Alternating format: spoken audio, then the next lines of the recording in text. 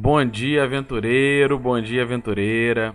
Hoje no nosso Café Alquímico eu resolvi trazer o assunto sobre Dungeons and Dragons abstração. O jogo de D&D é uma abstração.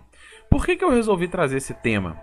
Olha que curioso essa imagem que a gente tem no nosso papel de fundo que eu coloquei hoje do vídeo, que é um combate entre dois personagens, né, dois aventureiros com um gigante de fogo, num covil todo infernal, numa cena do fundo toda em chamas, com animais, com cães de fogo, né, cães infernais. E como que se a gente estivesse numa situação de jogo, como que a gente poderia resolver uma cena dessa?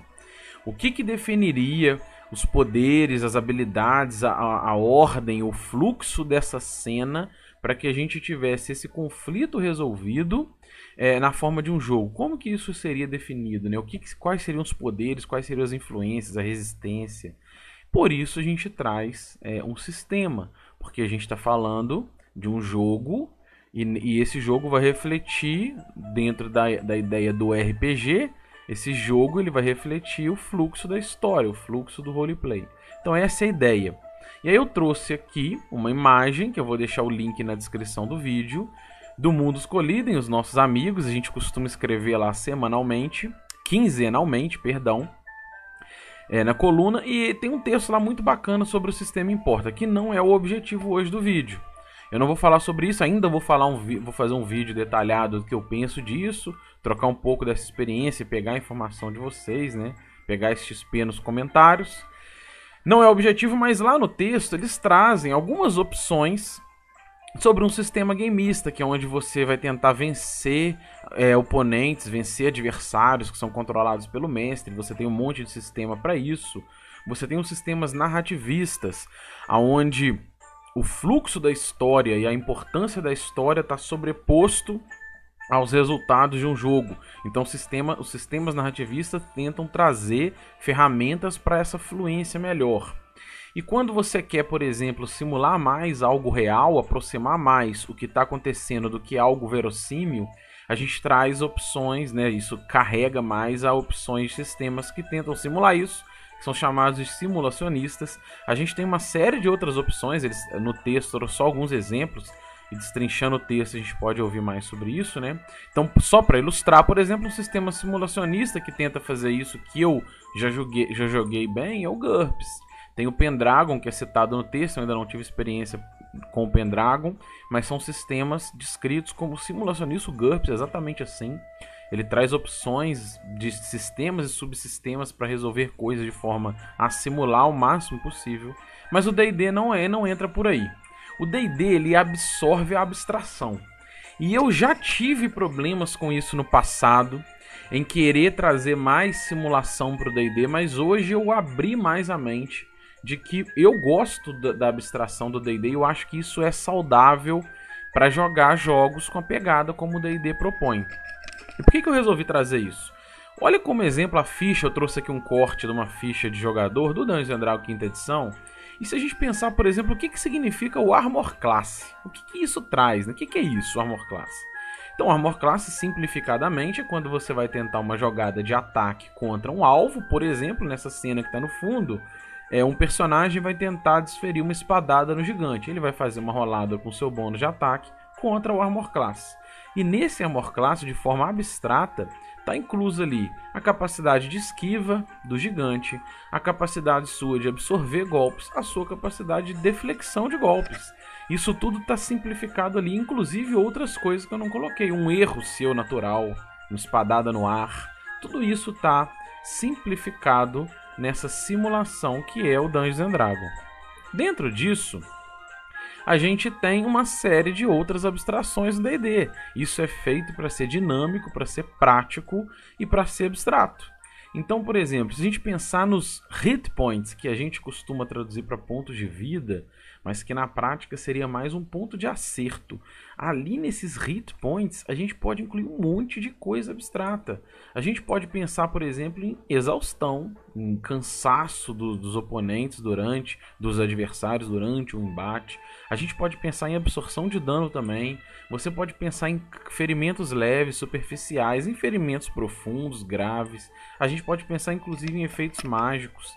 A gente tem no D&D danos psíquicos, danos mentais, e como isso tudo está empacotado dentro dos hit points, que são os pontos de acerto. Inclusive pode haver até algumas zonas de interseção, de conexão entre o Armor Class e o hit point. Tá tudo isso simplificado entre acertou, errou, e simplificado entre os pontos de acerto barra pontos de vida. Então como que a gente poderia, né? Isso é bacana, eu acho hoje, eu abraço mais essa causa da abstração, eu acho isso dinâmico, eu acho isso fácil para você resolver e você pode depois interpretar isso. Então, por exemplo, uma ferramenta que eu gosto muito no Dungeons & Dragons quinta edição é usar, por exemplo, essas regras opcionais da dependência do kit de medicina, né, o Healer's Kit Dependence, que está no livro do mestre, e eu gosto da possibilidade de usar Grit Realismo, é claro que a gente define isso na seção 0, mas eu gosto disso, que é uma forma de você trazer um pouquinho mais de simulação, um pouquinho mais de dificuldades para um jogo abstrato, mas sem ferir a abstração dele, que eu acho linda. No final das contas, hoje eu mudei um pouco a minha mente, eu tinha um pouco de dificuldade com essas abstrações no passado, por isso eu experimentei outros sistemas. Na época, nos anos 90, né, fui atrás de GURPS, joguei Desafio dos Bandeirantes, busquei ferramentas que tentavam trazer isso, mas hoje eu abracei mais a abstração, eu acho que funciona bem, e hoje eu olho com muito mais bons olhos para essa abstração do D&D, né? Então uma ferramenta que eu acho legal é você pensar, por exemplo, quando atinge a metade dos hit points, ele começa a entrar numa possibilidade de pontos de vida. Ali você começa a ter ferimentos mesmo. É uma forma fácil, prática, para você trazer um pouquinho de narrativa e de simulação para a abstração sem atrapalhar o fluxo natural do jogo, né? Então metade ou menos os pontos de vida. Eu gosto dessa possibilidade, eu acho que isso funciona. E quando a gente começa a abrir a mente para D&D abstração, isso me ajudou inclusive a resolver alguns problemas que eu tinha com o monge. Porque eu nunca gostei do monge, por exemplo, porque eu tinha essa mentalidade que eu vejo muita gente criticar o monge em Dungeons & Dragons, que é a mentalidade de um monge oriental, de uma pessoa oriental, e a pergunta é: como que ele poderia dar um soco num dragão? Como que ele poderia desferir um golpe num cavaleiro? Mas volta mais uma vez a ferramenta de que D&D é abstração. Então isso é um mind blowing, eu adorei essa ideia, porque ao pensar que D&D é abstração, por que a gente tem que se prender à possibilidade de um monge simplesmente ser alguém que é treinado em artes das mãos? Ele pode ter efeitos mágicos no seu treinamento. Assim como você tem o feiticeiro, você tem o clérigo, o monge, o soco dele, o golpe, né, o chute, os golpes dele não são simplesmente golpes físicos. Embora no livro isso possa entrar às vezes mecanicamente como um golpe assim. Mas abstrai mais, ele pode ser uma criatura mística, ou em muitos casos, dependendo do cenário, ele é. E se você trouxer esse tipo de visão, você melhora a visualização de que é simplesmente alguém oriental, né? Alguém que é treinado nas artes marciais. E como que isso teria um link com o mundo medieval? Mas o mundo de fantasia é seu. Você pode enriquecer ele da forma que você quiser e essas artes podem estar inclusas ali. E por que não, né? Tem um elfo, tem um anão treinado nas artes de um monge, que são artes místicas. Então eu gosto muito disso, isso me ajudou a abrir mais a mente em relação ao monge, em relação a hit points, em relação a armor class, em relação a dano crítico. E eu acho que existem algumas zonas de interseção, quando você quiser trazer um pouquinho mais de simulação para isso, você tem no livro do mestre regras opcionais.